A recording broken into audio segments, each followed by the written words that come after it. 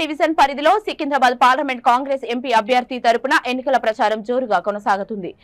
Borabanda division corporator పసియుద్దీన్ ఆధ్వర్యంలో భారీ ఎత్తున ర్యాలీ నిర్వహించారు. అనంతరం గడప గడపకు కరపత్రాలతో ప్రచారం నిర్వహించారు. సికింద్రాబాద్ ఎంపీ అభ్యర్థిగా పోటీ చేస్తున్న దానం నాగేందర్ ను భారీ మెజారిటీతో గెలిపించాలని కోరారు. ఈ కార్యక్రమంలో కాంగ్రెస్ కార్యకర్తలు, యువకులు, మహిళలు పెద్ద ఎత్తున పాల్గొన్నారు.